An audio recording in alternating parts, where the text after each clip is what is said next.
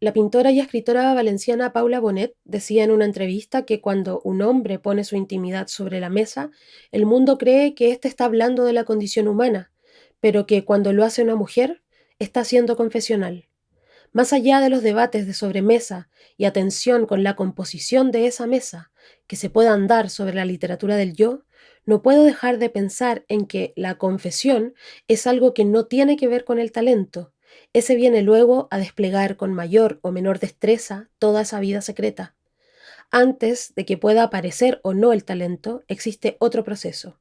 El de mirarse cuando una no quiere verse, el de apagar el botón del piloto automático para vivir y poder sentir y poder pensar. ¿Qué y quién soy? ¿Quiénes son? ¿Dónde estoy? ¿Por qué? Y todo lo que se pueda tejer de forma infinita a través de esas preguntas. Antes de escribir, también hay una decisión, una que se puede tomar totalmente segura o muerta de miedo, llena de incertidumbres, complejos o prejuicios. Paula Bonet debutó con su primer libro en el 2013, ¿Qué hacer cuando en la pantalla aparece The End?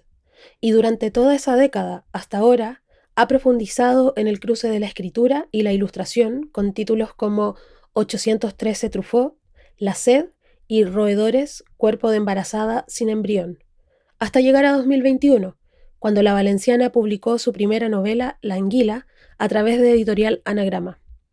Y un año más tarde, Los diarios de la anguila, un collage de técnicas visuales y escritura que permite ahondar desde otras perspectivas en aquella novela. ¿Cómo se encuentra la voz propia? ¿Es posible acallar todo el ruido que nos rodea para poder lograrlo? ¿Acaso es necesario hacerlo siquiera? ¿Puede nuestra voz salvarnos del espanto? Paula Bonet, presentando su novela plástica más que gráfica, Los diarios de la anguila, dice que mirar es un acto difícil. Quizás ese sea el punto inicial de todo. Para que haya voz, debe existir la mirada. Hoy lo descubriremos con ella. Bienvenidos, bienvenidas y bienvenidas a otro capítulo de Ojo en Tinta, libros para salvar el mundo.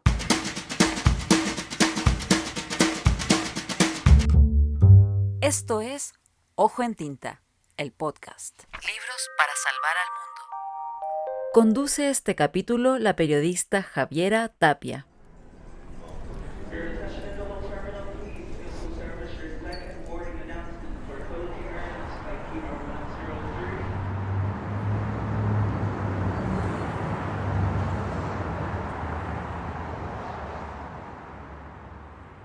A principios de la década del 2000, Paula decidió huir, y el lugar más lejano que encontró, que tenía convenio con la universidad en la que era estudiante, fue Santiago de Chile.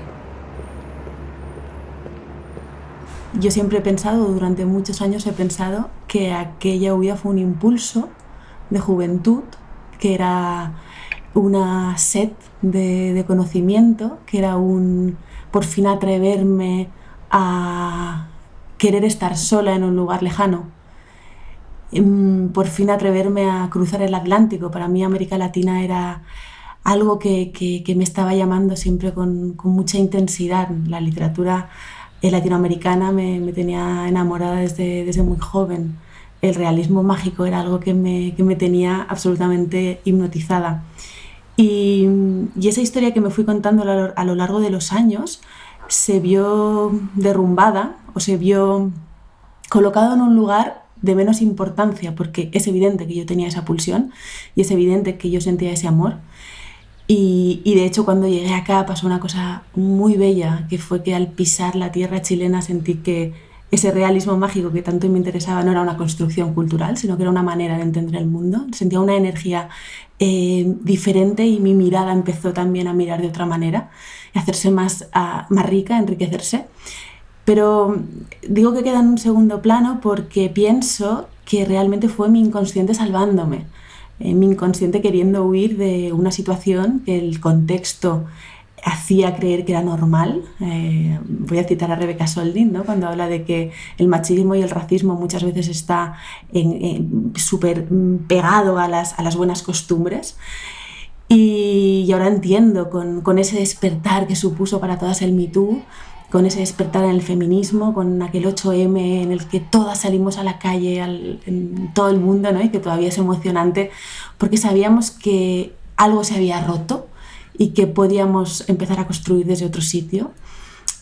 ahí fue cuando entendí que esa huida era una salvación, que era lo único que yo tenía para poder separarme de un hecho que a mí me estaba haciendo mucho daño, ¿no? Que de hecho estaba ya empezando a condicionar la manera que iba a tener, siendo muy joven, de relacionarme conmigo misma, con mi cuerpo y con mis afectos, con mis relaciones más íntimas.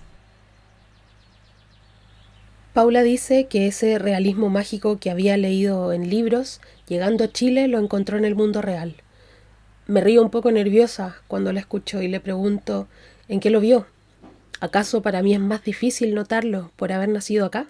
Es difícil, de hecho llevo mucho tiempo intentando explicármelo y yo siempre hablo de Chile con mucho amor, ¿no? Y desde un lugar donde lo emocional se mezcla con aquello más rígido, ¿no? Porque imagínate con 22 años aislarte de la manera en que yo me aislé, ¿no? Cruzar un océano Atlántico, no teníamos internet, no teníamos teléfonos inteligentes, ¿no? Aquello para mí fue ponerme ese espejo que me estoy intentando poner desde ese momento, ¿no? Fue el entender que somos seres sociales, pero que estamos solas y que una ha de saber construirse en la dirección que más le convenga para poder ser una buena compañera de una misma, ¿no? Durante todo el tramo, que será más largo o más corto, pero que inevitablemente será, ¿no? Con lo que, ¿cómo explico eso?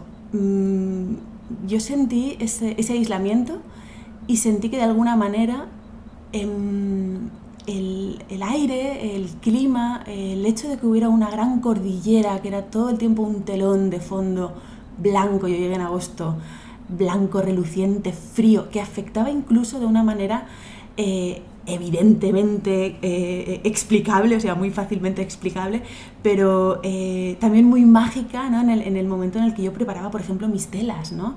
Cuando enganchaba una tela a un bastidor, ese frío y esa nevera, ¿no? Que condicionaba que mis materiales secaran o no secaran, que la tela se tensara más o menos. Había como una parte un poco incluso fantasmagórica, ¿no? El hecho de que hubiera temblores. Yo no estaba acostumbrada a los temblores y estar sentada en una mesa y que ahora de repente el agua se mueva como por arte de magia, ¿no? Claro, yo venía con una mentalidad muy rígida, muy estructurada y muy poco dada a permitirse que lo que se permitía mientras leía, ¿no? en ese lugar al que me permitían llegar los libros, también pudiera ser parte de la vida real. No sé si he sido capaz de explicarlo, pero básicamente era esa conexión con una parte de la naturaleza, con el clima y con las personas, ¿no? El hecho de que hablemos la misma lengua, que hablemos castellano, y una misma palabra para ti signifique algo tan opuesto a lo que significa para mí y que haya tantos equívocos en el momento en el que estamos hablando, cuando somos lo mismo, cuando somos exactamente lo mismo, también generaba situaciones que a mí me colocaban en lugares muy extraños, ¿no? Porque a veces me daba cuenta del equívoco y habitualmente lo llevábamos a un lugar como de, evidentemente, conocernos mejor, ¿no? Conocer mejor nuestras culturas, pero intentábamos llevarlo a un lugar de risa, ¿no? De jugar incluso con esas palabras. Pero muchas veces esos equívocos se nos escapaban, se nos colaban, y yo estoy segura de que construir relaciones desde un lugar que yo no sabía que estaba construyendo, ¿no? Y al revés. En diferentes ocasiones, Paula ha mencionado que la literatura es el oficio que ocupa más tiempo en su vida, aun cuando su formación fue en Bellas Artes. ¿Fue la imagen primero que la palabra? O al menos en el ámbito de la circulación de obras. Le pregunto por qué. Deberíamos preguntárselo a aquella Paula. Pienso que tenía habilidades para ambas, pero la parte de la abstracción de la mancha y de la imagen, y esa parte también más artesana en el sentido plástico, me hacía las cosas más fáciles, ¿no? Y me vinculaba de una manera más directa y más sana con mi familia, con personas de mi familia que para mí eran importantes. Mi abuelo era carpintero y todo lo que tenía que ver con la talla, ¿no? Con la pintura. Era carpintero y vivió una guerra civil que no le permitió desarrollar sus habilidades artísticas, porque era carpintero, porque no había podido ser escultor. Y pienso que ese amor por mi abuelo, que no leía apenas, me colocó en ese lugar como más de intuición, que no quiero decir con eso que en la escritura no exista, pero para mí, en mi contexto, el mundo era así, ¿no? Y toda la parte literaria me alejaba mucho de mi familia, me colocaba en un lugar que ellos no comprendían. Pienso que por eso también el respeto hacia la literatura era más grande, ¿no? Y yo me acercaba como con más solemnidad. Todo lo que me permitía hacer en las artes plásticas, tardé mucho tiempo en permitírmelo con la palabra. Pero tanto en la escritura como en las artes plásticas hay algo esencial que es la mirada. ¿Qué significa para ti mirar? Es imprescindible mirar. La mirada es lo que me construye y lo que me destruye para poder construirme mejor, ¿no? Es lo que me permite colocar esos espejos que habitualmente no queremos enfrentar, ¿no? Una periodista dijo algo muy bonito de la anguila, que era que la anguila te colocaba un espejo sin que tú te lo esperaras, ¿no? Sin que te diera tiempo a peinarte, a limpiarte las legañas, ¿no? o a estirar el cuello. Y de repente veías un yo que habitualmente no ves, no porque no exista, sino porque no quieres verlo. Y para mí la mirada es eso, y al lugar al que me ha llevado mi obra, tanto la plástica como la literaria, es justamente eso, a atreverme a mirar en esos espejos, aunque me disguste lo que vaya a ver. A mí me gusta pintar y todo sucede en la imaginación, ¿no? Todo lo que se me ocurre lo hago. O sea, la imaginación al poder. O sea, es muy importante saber lo que a uno le gusta y hacerlo. No soy ni abstracta, no, soy lo que soy yo. Parece que soy figurativa, pero otra figuración, ¿no?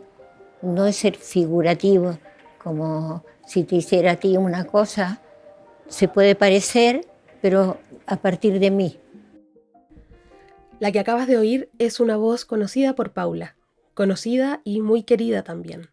Es la de la maestra Roser Bru en una entrevista del programa Maestros del Arte Chileno. Los diarios de la Anguila, editado por Anagrama dentro de la colección Contraseñas Ilustradas, comienza con una cita de la artista catalana que se estableció en Chile a partir de 1939. Vivir es cierto, morir también. Dentro del libro, Roser vuelve a aparecer, en forma de textos del diario que escribe Paula, en bocetos dibujada, también en fotos. En una aparecen juntas, abrazadas y riendo. Junto a la imagen se lee: Roser me cuenta que le hacía huevos fritos a Nicanor Parra. Roser Bru llegó a Chile a bordo del Winnipeg, el barco que Neruda ofreció a aquellos republicanos que tuvieron que exiliarse cuando Francisco Franco comenzó su dictadura. La conocí en 2001 en el taller 99, escribe Paula en otras páginas, y le pregunto, ¿qué es lo que Roser Bru le enseñó fuera de la técnica? Me impuso muchísimo respeto, me costó mucho acercarme a Roser. Me costó mucho, me costó años. ¿En De serio? hecho, sí. De hecho, nuestra relación se hizo más sólida justo cuando ella ya era muy mayor, a partir de 2014.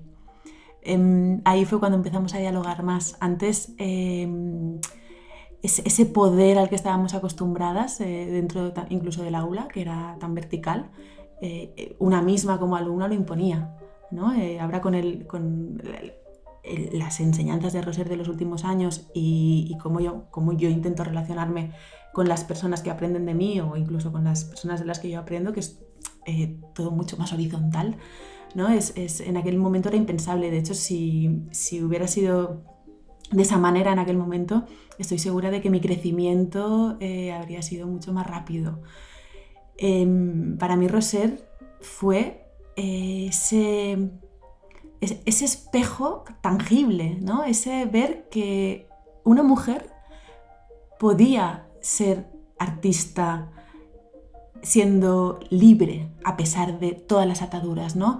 Yo valoro mucho cómo ella vivía a través de su obra y con su obra, ¿no? Cómo su vida y su obra se mezclaban, ¿no? Y cómo era incansable, insaciable, cómo no dejaba nunca de trabajar, incluso en los últimos años, que ya estaba muy mayor y había tenido ya el accidente y apenas podía moverse. Venía cada martes al taller, le preparábamos sus piedras, las intervenía, hacía todo lo que podía hacer que no implicara fuerza física, pero movía el brazo y pintaba, ¿no? Y estuvo pintando hasta el último día. Hay mucha obra de Roser de los últimos meses. En pandemia hizo una obra preciosa, que es absolutamente abstracta y libre, ¿no?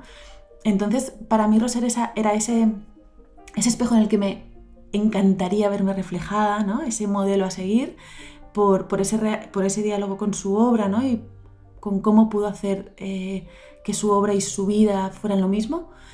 Y después por la sutileza de su pensamiento, ¿no? Por cómo era capaz de expresar pensamientos feministas radicales desde un lugar absolutamente sereno y directo. Ella, sus sandías, ¿no? Atravesadas por esos cuchillos, eso es muy contemporáneo. Eso podría ser de una autora que hubiera despertado con ese 8M del que hablábamos al inicio. Ella ya pintaba esas sandías hace décadas, ¿no? O cuando cuando pintaba las cariátides, ¿no? La mujer columna que todo lo aguanta. Es emocionante pensar que ella en su soledad, porque sí que formó parte de grupos, pero estuvo también muy aislada. O sea, su gran maestra fue Delia del Carril, que también era muy mayor cuando conoció a Roser, ¿no? Con lo que una mujer que estaba relacionada con tantos círculos donde lo masculino se imponía con esa fuerza, que ella pudiera imponer lo femenino, ¿no? Y que nos diera voz de esa manera, ¿no? Y que buscara la igualdad de esa manera, sin desprestigiar al otro, sin querer imponerse al otro, ¿no? Sino desde ese lugar de diálogo. Para mí también fue un gran aprendizaje, ¿no? La relación con sus hijas, ¿no? Cómo habla ella de sus maternidades a través de su obra, ¿no? Con esos cuerpos de mujeres tan grandes que lo ocupan todo y que son tan pesadas, ¿no? Yo cuando tuve la suerte de entrevistarla para Jot Down en 2017, creo que fue, que ella ya estaba mayor y ya jugaba con nosotras todavía más, ¿no? Porque ya era evidente que si no te quería responder, no te iba a responder, y que si le quería dar la vuelta a la cosa, le daría la vuelta a la cosa. Y yo estaba en ese momento de enfado, ¿no? Que creo que es importante en el despertar del que hablamos, ¿no? Ese primer momento de enfado, de rabia, de querer nombrar las cosas de la manera más cruda, ¿no? Y más incendiaria posible para que los focos se giren. Y recuerdo que le hablaba de eso, ¿no? De cómo a raíz de sus mujeres que aguantan, ¿no? De cómo la mujer aguantaba al hombre. Y me decía, sí, la mujer aguanta al hombre, pero la mujer también aguanta a la mujer, ¿no? Con lo que siempre iba a un lugar lleno de grises, interesantes, ¿no? Yo creo que revisar su obra es estar aprendiendo continuamente. Bueno, podría seguir hablando de Roser. Bueno, pero por todo lo que estás diciendo me queda también muy claro que de alguna manera Roser también se cuela en tu escritura. Sí. Está presente. Sí, ¿de qué Roser, manera? En las voces. Yo pienso que La Anguila es una novela coral. Hay muchas voces hablando a la vez. Hay mujeres de diferentes clases sociales, de diferentes edades, diferentes nacionalidades. Y eso es algo que en Roser era habitual. Ella citaba, todo el tiempo estaba citando a autoras y autores que para ella eran importantes. El otro día cuando estuvimos en su estudio, de hecho, ver una foto de una Virginia Woolf como medio oculta detrás de un caballete, era como que había metido la nariz y parte del ojo detrás de la pared, ¿no? Y pensaba, ¿la dejaría así la Roseros? Esto será que después de estos meses alguien lo ha movido. Había un Miguel Hernández mirando fijamente y con esa fuerza, ¿no? Que tenía y esa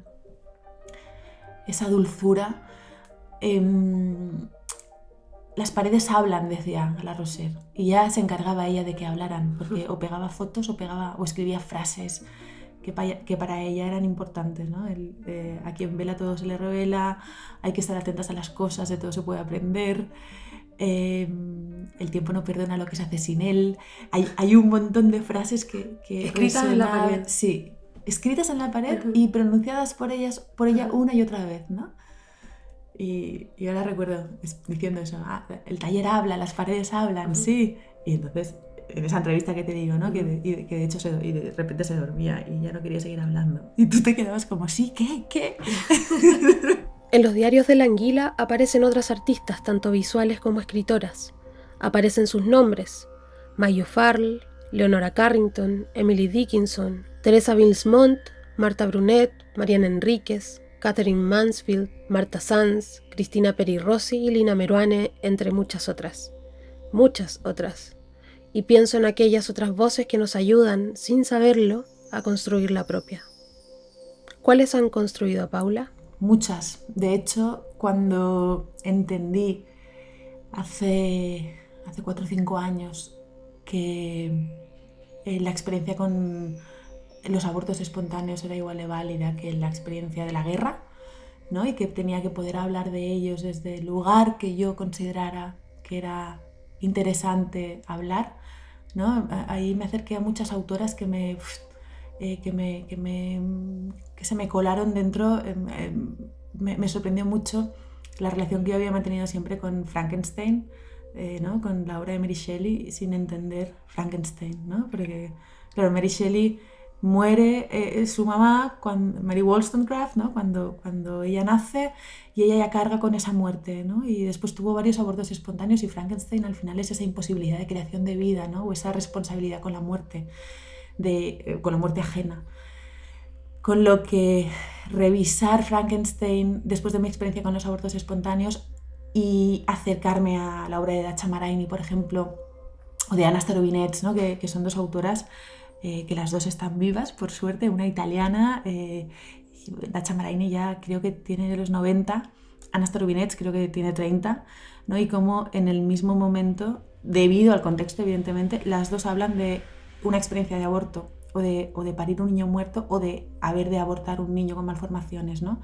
Y cómo las dos, usando el cuerpo y usando su experiencia, acaban haciendo una crítica social, ¿no? En el caso de Dacha Maraini, terriblemente dolorosa, porque ella escribe esa novela 80 años más tarde de que le sucediera, con lo que explica cómo esa pérdida, ¿no? Ese niño que parió y al que no le dejaron ver, la ha acompañado durante muchos años, ¿no? De hecho, ese cuerpo feliz es un diálogo con su hijo a medida que el hijo crece y un libro muy en la línea de Chimamanda Ngozi Adichie de cómo educar en el feminismo, en el que va alternando ese diálogo con su hijo con teoría feminista. Es súper interesante.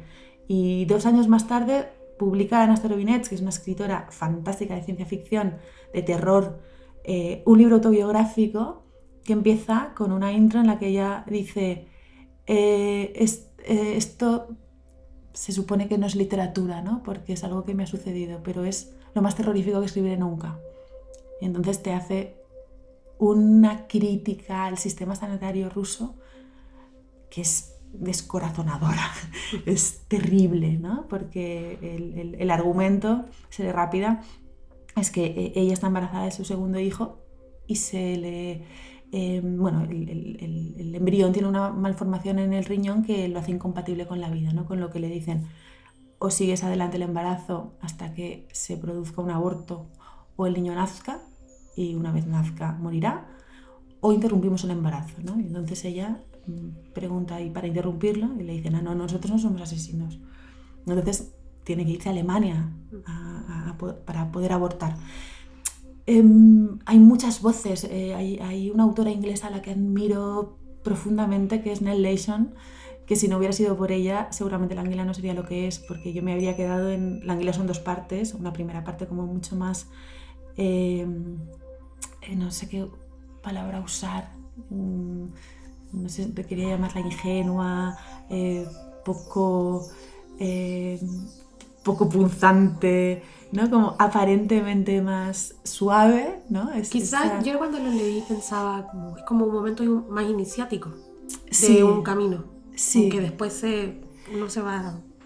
No voy a spoilear, pero... Sí, bueno, mi intención era que la primera parte hablara de esas violencias que están invisibilizadas, ¿no? Y que aparentemente fuera para nada peligroso su lectura, ¿no? Que fuera algo como casi insípido, ¿no?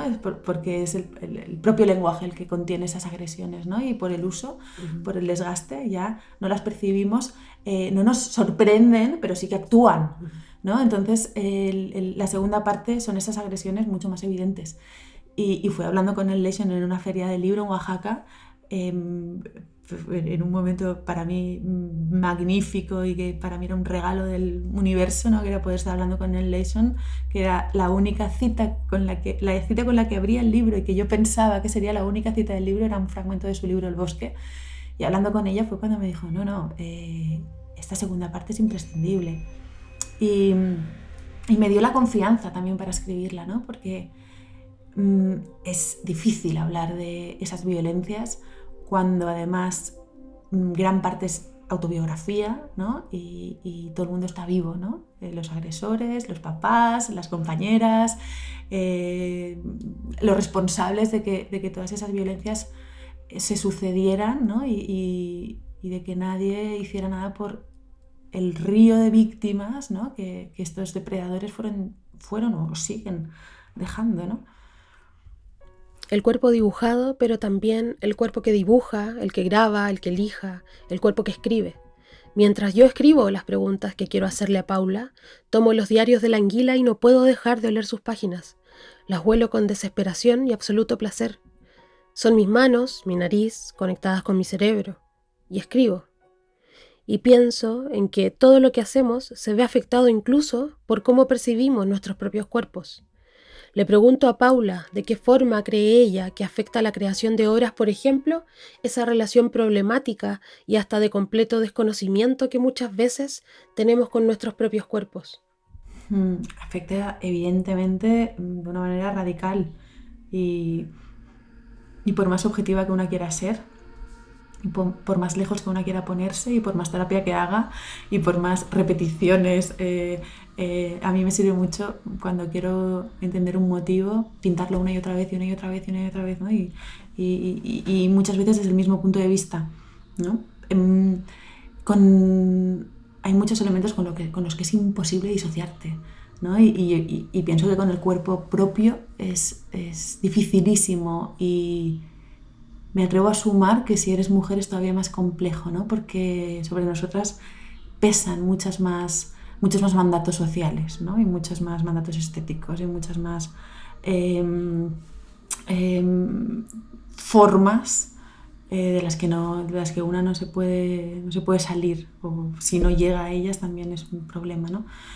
En mi caso el cuerpo es imprescindible porque soy pintora. Y sabes que puedes pintar con los dedos, con la mano, con el brazo, con el cuerpo. Yo intento pintar siempre con el cuerpo, ¿no? Y a medida que pasa el tiempo me puedo permitir, es curioso el paso del tiempo, ¿no? Porque me puedo permitir pintar piezas más grandes, lo que implica tener un espacio más grande y tener que invertir también más dinero en la obra, pero claro, algo que cuando eres joven no percibes, que es ese cansancio del cuerpo moviendo una pieza grande. Ahora que puedes tener piezas grandes, moverlas cuesta, ¿no? Entonces eso pienso que también aparece en la obra, ¿no? Esa fisicidad, ¿no? Con la que inevitablemente estás trabajando, porque no es lo mismo cuando escribo en ese aspecto. El cuerpo también se impone cuando escribo, por lo menos por ahora. No sé hacia dónde está yendo mi trabajo literario, cada vez está más separado de la pintura, pero es cierto que cada vez habla más de pintura y yo siento cuando escribo que pinto más. Y esto es una cosa que estoy descubriendo los últimos meses, que estoy pintando menos. Tengo muchas ganas de pintar, pero estoy pintando menos por motivos. Ahora mismo estoy un mes fuera de mi taller, es imposible, por motivos evidentes, pero escribo tanto y suele colarse tantas veces la pintura o esa mirada pictórica en mis textos que siento que estoy aprendiendo más a pintar mientras escribo, ¿no? Y también hablo desde el privilegio, porque yo pienso que es una suerte poder dedicarme a las dos disciplinas, porque pienso que en mi caso las dos benefician a la otra, ¿no? El otro día un periodista me decía, ¿y tú que eres pintora? ¿No? Y como diciéndome, ¿y lo haces tan bien? ¿Por qué te complicas con la escritura? ¿No? Y yo le decía, no sé si es que no has visto mis pinturas, ¿no? Porque también me complico con la pintura. De hecho, de eso se trata, ¿no? De complicarse, o al menos es la manera que yo tengo de entender mi trabajo. Yo, el autor que encuentra una fórmula, ya sea pintando, ya sea escribiendo, y la repite y la repite y la repite porque sabe que funciona en el diálogo con el público y con el mercado, a mí no me interesa. O sea, yo prefiero publicar una novela que sea un desastre, porque seguramente no será tan desastre, ¿no? Y sobre todo en mi carrera, en el diálogo que yo establezca con mi obra y conmigo misma, ¿no? Igual una exposición, yo sé que me voy a arriesgar a hacer una exposición que evidentemente haya gente que piense que no merece estar en el sitio en el que está siendo expuesta. Muy bien. Esa exposición existe por algo, en mi trayectoria existe por algo, y luego además hay una cosa que pienso que es importante. Yo lo he pensado últimamente bastante, ¿no? Que es que quién es una para decidir qué sirve y qué no sirve, y qué es bueno y qué es malo, ¿no? Y más cuando lo crea una misma. Es que es imposible. Yo no puedo crear algo, saber lo que he creado y además pretender que tú lo recibas desde el lugar desde el que yo quiero que lo recibas. Ese algo ya, por el simple hecho de existir, ya tiene un sentido propio, ¿no? Y ya es independiente, y ya no está en mis manos saber qué sucederá con eso, ¿no? Con lo que eso del autor o la autora estar tan pendiente de su obra y de la repercusión de su obra, pienso que es una gran trampa, y es un ruido que no te permite trabajar con libertad. En esta temporada de Ojo en Tinta, Libros para Salvar el Mundo, quiero titular este capítulo Salvarnos para salvar el mundo. Se lo digo a Paula. Ella me mira fijamente. Se lo explico. Es imposible salvar el mundo sin conocernos y sin conocer a los demás. Encontrar la propia voz es entonces la primera herramienta, y aunque suena individualista no lo es, porque en la práctica una nunca la encuentra totalmente sola, siempre es en colectivo. El encuentro de nuestras voces, por tanto, son las herramientas que tenemos más a mano para salvar el mundo. No solo la voz propia, sino aquellas, todas, que pocas veces logramos oír claro. ¿Qué piensas tú?, le pregunto a Paula. Primero como una pregunta real, pero también para saber si debo pensar en otro título. Yo para salvarme necesité leer muchas voces, y muchas voces que no tuvieran nada que ver con la mía, ¿no? Aquí tengo a Camila Sosa, por ejemplo, ¿no? O Marta Sanz, Valia Trabuco. Cada una escribe desde un sitio y su contexto, claro, los problemas a los que se ha enfrentado, las carencias o el privilegio. Para mí es interesante poder leer a muchos y a muchos, y entender también cómo somos de complejos y complejas, ¿no? Y cómo una misma, ¿no? Tú revisando tus textos de hace 15 años, claro que estás allí, pero estás nada allí también, ¿no?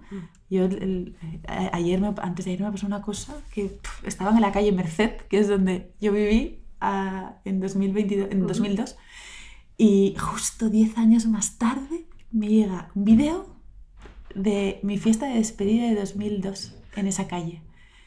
Y claro, te imagínate, una fiesta de despedida en un piso de estudiantes, después de un cuatrimestre, todos compartiendo y queriéndonos, y, una piñata que tenía la cara de una profesora que me había tratado fatal,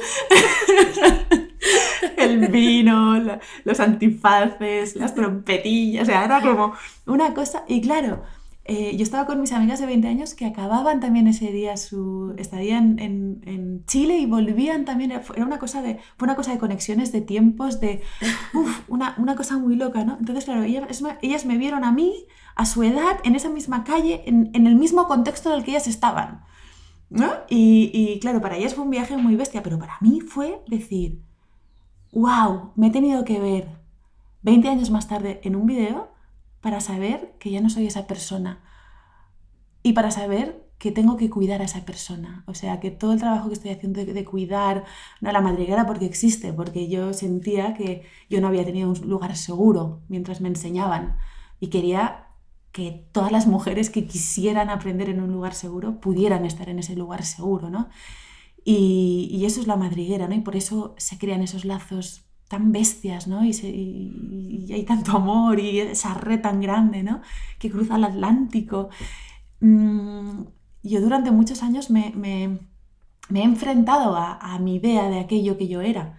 Y claro, antes de ayer me vi y dije, ¿pero qué podías hacer? ¿Sabes? Eras una niña que confiaba en el mundo, que estaba abierta a todo y que pensaba que no había maldad, ¿no? Entonces, claro, yo pienso que me salvé gracias a teorizar sobre lo que vi hace 2 días, porque yo no lo había visto todavía, ¿no? De esa manera podía ver fotos, podía tener recuerdos, leer las cartas que le mandaba a mis amigas, leer las cartas de ellas, pero verme realmente, ¿no? Cuando tus gestos, cómo abrazas a tu amiga, cómo te quieres ir pero te quieres quedar, ¿no?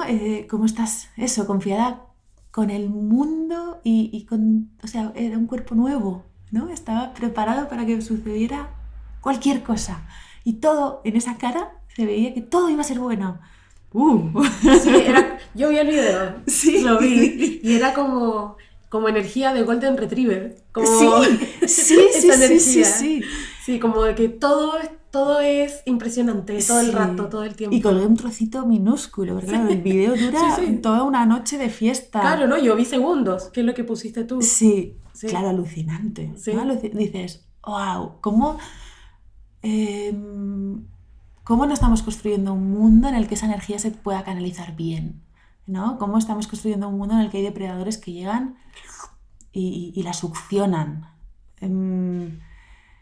Pues para salvarnos pienso que es importante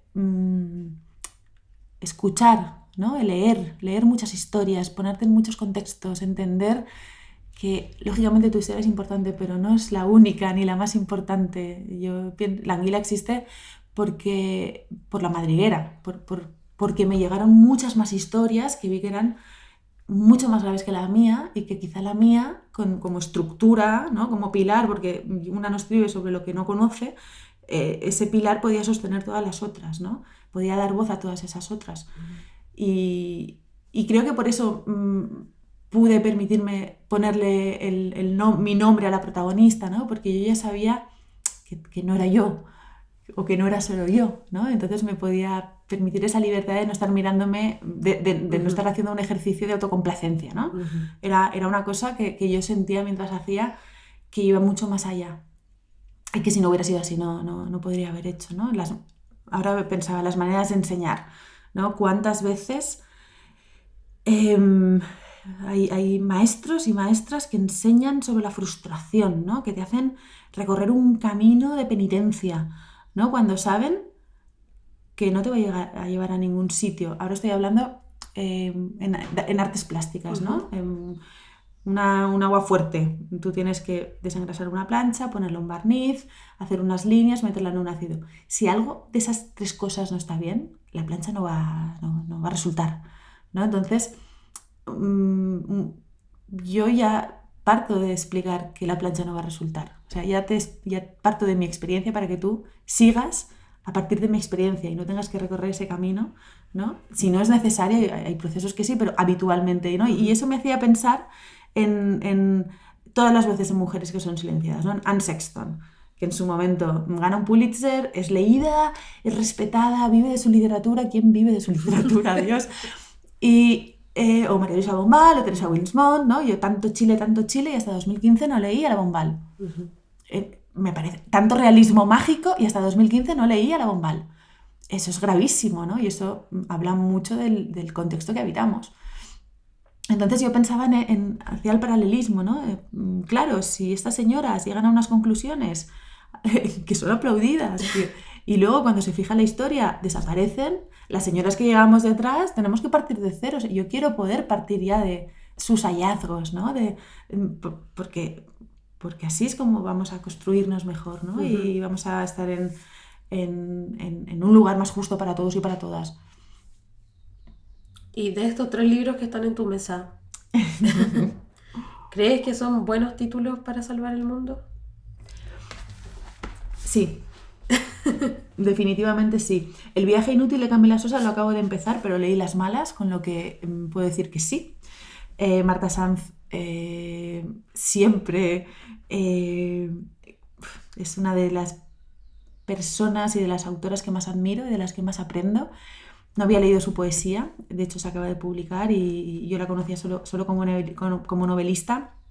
También bebí mucho de Marta Sanz, ella también trabaja mucho el cuerpo, su libro Clavícula, por ejemplo, ¿no? Que habla de la menopausia justamente, o la lección de anatomía, Marta Sanz es una mujer que me apasiona.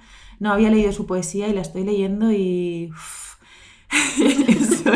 El otro día le mandé un mensaje y le dije, disculpa que sea tan cursi, pero llevaba 15 días muy difíciles, ¿no? De mucho trabajo al que no estoy acostumbrada, porque yo también estoy creando siempre y en estas becas he sido más mi figura, sí, que todo estuviera bien, que todo saliera bien, los vuelos, los horarios, cosas que productora. Cosas que yo no suelo hacer. Entonces, cuando por fin acaban las becas, me fui delante del Hotel Singular, donde está... En Lastarria. Bueno, allá en Lastarria, al Forestal. Sí. Y empecé a leer y dije, por fin me puedo concentrar, por fin puedo leer, porque no podía leer, no podía dibujar. Y leer la primera parte de la poesía de Marta Sanz fue como recolocarme, ¿no? Como volver a ponerme... Un masaje descontracturante. Sí. Fue ese recuperar el centro, ¿no? Y otra vez la mente limpia, clara. y este libro me parece maravilloso. Las homicidas de Alia Trabuco. No conocía a Alia Trabuco, la conocí gracias a mi editora en Chile. Me la recomendó. Yo le pedí a Matías Celedón que me presentara La Anguila, porque coincidí con él también justo... cuando conocí a Annihilation y hicimos un grupo muy, muy interesante, ¿no? En el que aprendí mucho. Y bueno, yo pienso que no me podría haber dado mejor consejo a mi editora. Me está gustando mucho este libro porque, bueno, le da una vuelta a eso, a cómo se ve a las mujeres que hacen cosas malas, ¿no?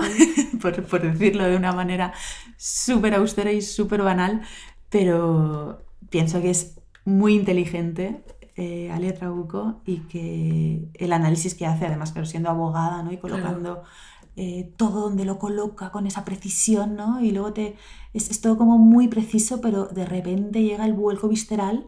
Me recuerda un poco a veces a Dacha Maraini, hablaba de Un cuerpo feliz. Tiene otro libro que se llama Isolina, que es muy bestia, que ese lo escribió en el 84.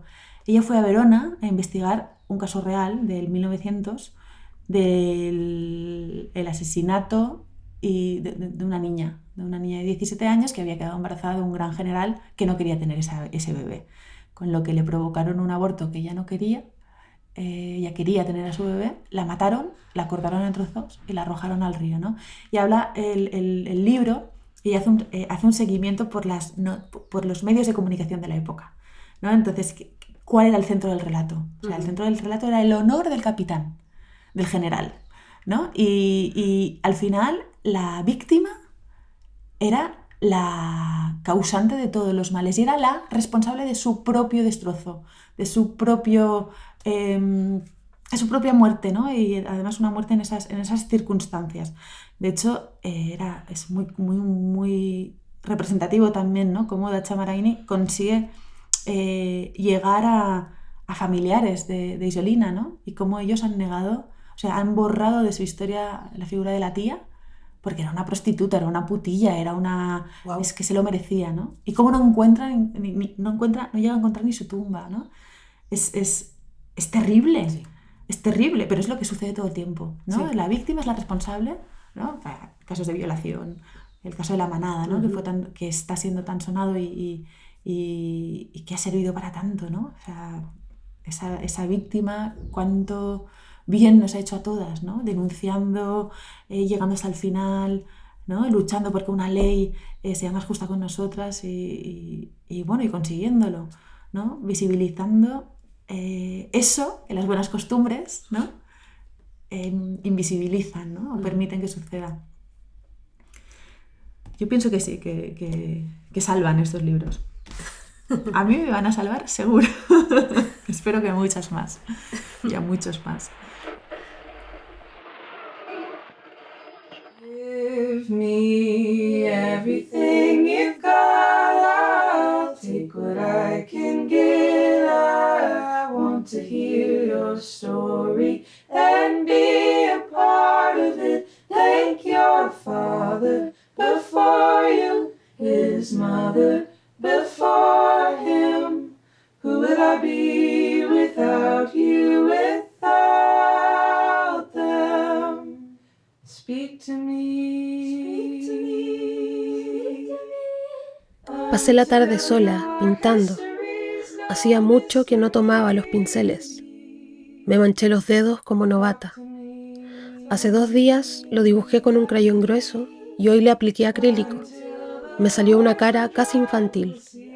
Tiene una remembranza de la Julie. Es una forma de estar con ella. Desde que se fue, la casa la siento acéfala. Ella era la reina, todo giraba a su alrededor.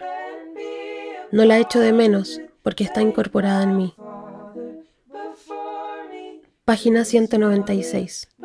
Diarios de Julia Toro. Who would I be without you, without them?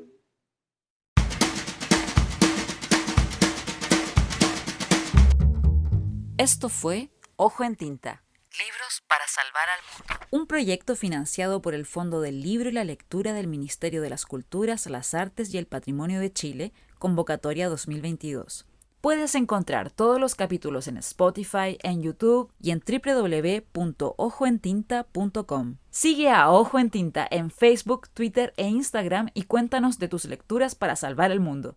El fragmento musical final que escucharon es Without You, Without Them, de Boy Genius.